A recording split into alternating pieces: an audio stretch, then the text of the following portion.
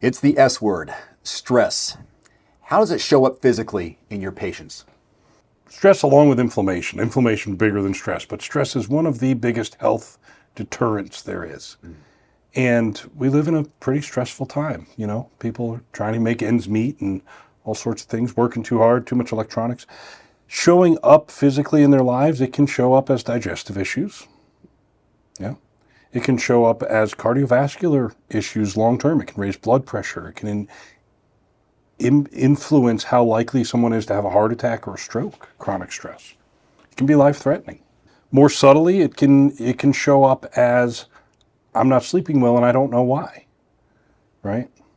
Stress is a big one, and lack of sleep, then that's a ball rolling downhill as far as declining health if you're losing sleep due to stress.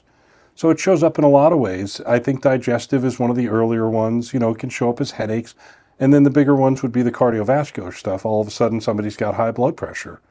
All of a sudden somebody's, more likely to be having a stroke or a heart attack due to, that's chronic, 5 years into some very stressful job or life situation. And so are you connecting the dots in the data that you find from blood work, for example, that say, oh, this points to stress? Because there's a lot of markers that seem to be out there for it. Yeah, inflammatory markers, a high sensitivity CRP, something like that. Those can be indicative of stress. But stress, I'm more looking at what the patient's telling me. Where are they?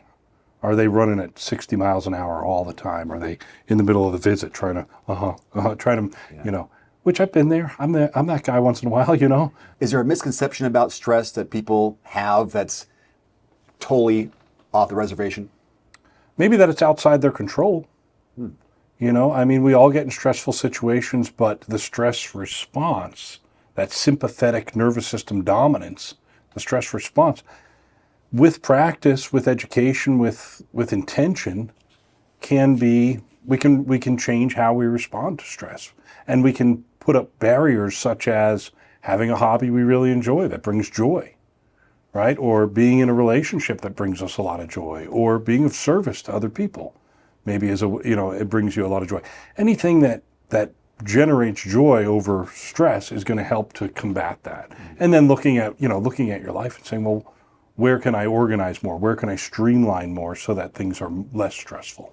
So how does the holistic approach different than a traditional approach to solving stress, if that's even possible? I think in a traditional medicine setting, they often don't have the time per visit to address it. Even if they know that, even if they know it's important, they don't have the time to address it. And in more naturopathic or integrative medicine settings, it's given more weight.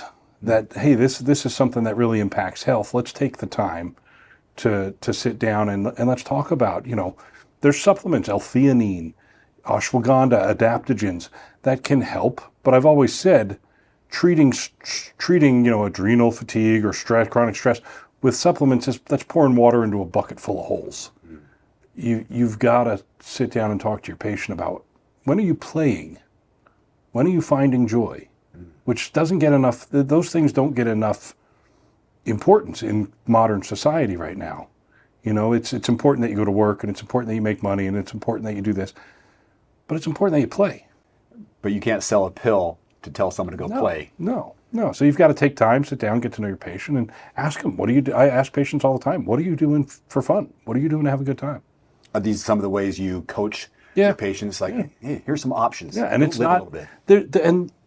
And it's fun because it's not, I need you to start, working out 5 days a week for an hour, which sounds hard and like a daunting task to a lot of people. I want you to go play. Whatever it is that brings you, go build Legos if that brings you joy. Go serve food at a food kitchen if that brings you joy. Go fishing. If stress is wearing you down, you're not alone. Dr. Faler can help you build resilience and recovery. You can learn more right now at antiagingnorthwest.com. There's also a direct link below this video.